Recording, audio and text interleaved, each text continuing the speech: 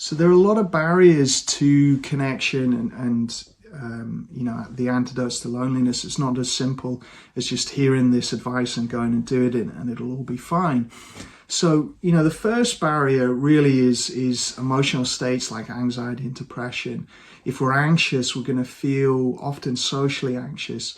We're going to feel experiences of shame and embarrassment and awkwardness, or we might worry that our anxiety symptoms will mean people, judge us or don't want to be around us.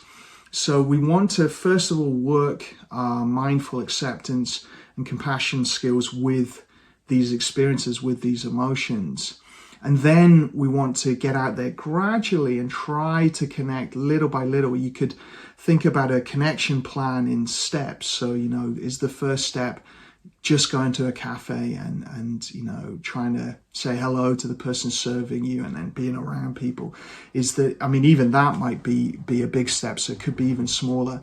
Is the next step, talking to a neighbor or talking to someone around you? Is the next step trying to do a group online, and then the next step doing a group in person, and building up like that step by step? So you could think about it in detail, and obviously working with a therapist will really help with this. A therapist will help you with social anxiety, and if that's a barrier, you want to be in therapy. Same with depression. Depression will either shut us down within ourselves and make us feel unworthy, or it'll turn against the world and we'll be judging and our external critic will turn on others. So if we look at our experience, that becomes a negative feedback loop where the more isolated we are, the more alone we feel, and the lower we feel. So we get more depressed. So if we can do the same thing, if we can activate our body, get our attention out into the world and just gradually do the step that feels most doable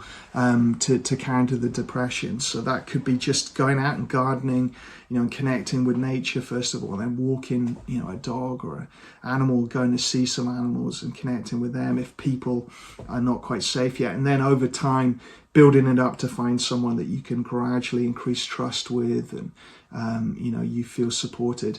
Of course, with all of these, we can find groups that are people who have the real common humanity. They understand anxiety and depression themselves. Now, the only thing to watch out is sometimes support groups become very focused on the problem and not about how to get your life back, how to get out there and do things. So it's best if a support group is people sharing their common humanity, but also thinking about what helps and how they can make positive changes in their life.